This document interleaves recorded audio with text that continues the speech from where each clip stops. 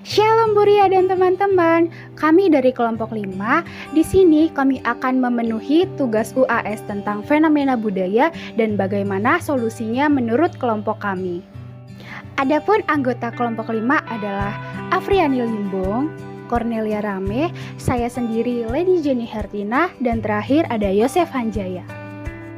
Adapun WKA yang kelompok kami ambil yaitu dari Yakobus 2 ayat 8 sampai 9. Dalam dunia ini kita hidup dalam masyarakat yang terkotak-kotakan. Banyak di antara kita senang untuk hanya bergaul dengan orang-orang yang mirip dengan kita atau orang-orang yang kita anggap satu level dengan kita.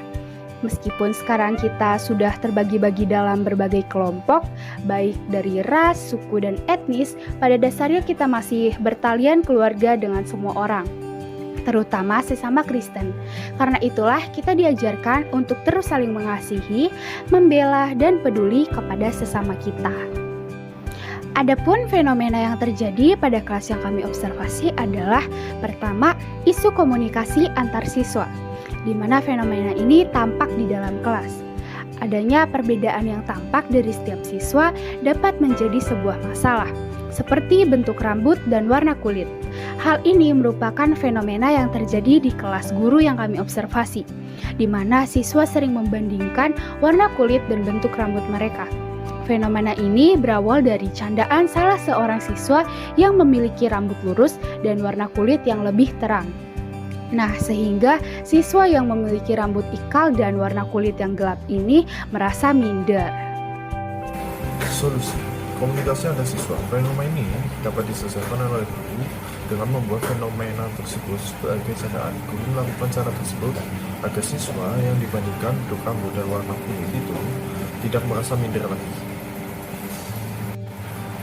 Susunan rancangan solusi komunikasi antar siswa. Rancangan solusi mengenai perbedaan warna kulit dan perbedaan rambut. Yang pertama, guru menjelaskan kepada siswa mengapa siswa memiliki warna kulit dan bentuk rambut yang berbeda. Yang kedua, guru harus memahami alasan mengapa siswa tersebut mempermasalahkan warna kulit dan rambut ikal. Yang ketiga, guru harus bisa berkomunikasi dengan siswa menggunakan bahasa yang sederhana agar siswa dapat memahaminya.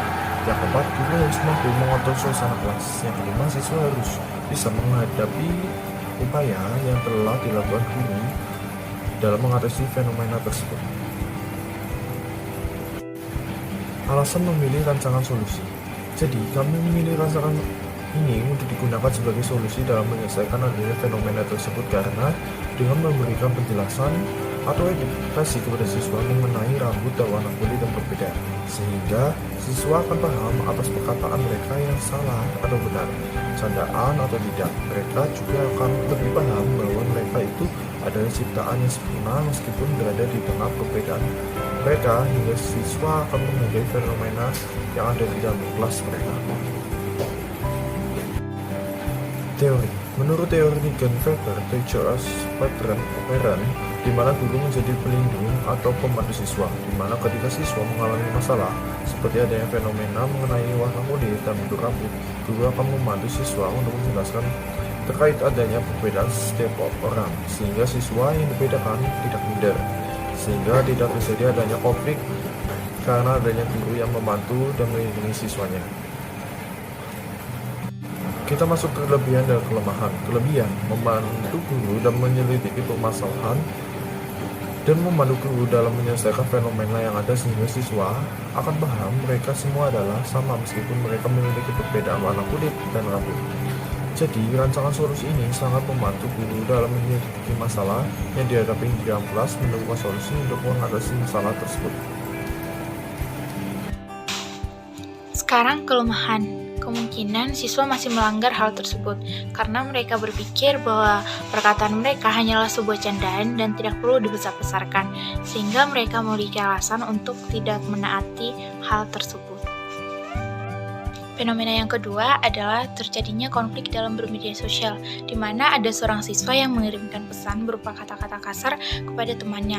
Nah, ketika guru menanyakan mengapa siswa tersebut melakukan hal itu, siswa beralasan bahwa komputernya sedang dihack. Nah, masalah ini juga melibatkan orang tua dari siswa tersebut. Jadi, solusinya adalah siswa, guru, dan orang tua siswa meluruskan dengan cara berkomunikasi dengan baik. Sekarang saya akan menjelaskan susunan rancangan solusi dari fenomena yang kedua, yaitu media sosial. Yang pertama, guru menjelaskan kepada siswa mengenai kegunaan media sosial yang kita pakai. Yang kedua, guru meluruskan dan mengklarifikasi mengenai permasalahan media sosial yang anak hadapi. Yang ketiga, guru menjelaskan dan berkomunikasi dengan siswa dengan bahasa yang baik secara langsung maupun tidak langsung. Media sosial dapat digunakan untuk menjadi contoh nyatanya. Dan yang terakhir, guru menanyakan dan memberikan masukan bahwa hal itu tidak benar dengan bahasa yang baik dan mudah dimengerti. Adapun alasan kami memilih rancangan solusi ini adalah agar fenomena yang terjadi di dalam kelas itu dapat terselesaikan, yaitu dengan memberikan penjelasan dan edukasi kepada siswa mengenai bermedia sosial dengan baik. Maka siswa akan lebih paham bagaimana cara mereka bermedia sosial ke depannya. Jadi di sini guru bukan hanya memberikan pengetahuan kognitif kepada siswa, namun memberikan edukasi-edukasi yang benar juga. Berikutnya teori mengenai isu komunikasi antar siswa, guru, dan orang tua. Menurut teori Ligenfelter, teacher as authority, di mana guru sebagai otoritas akan memberikan edukasi-edukasi kepada siswanya, baik melalui ceramah pengetahuan yang harus diketahui siswanya terkait dengan kehidupan mereka, terutama dalam memberikan edukasi mengenai cara berkomunikasi dengan baik dalam menggunakan media sosial. Berikutnya yaitu kelebihan dan kelemahan dari susunan rancangan mengenai isu komunikasi antar siswa, guru, dan orang tua.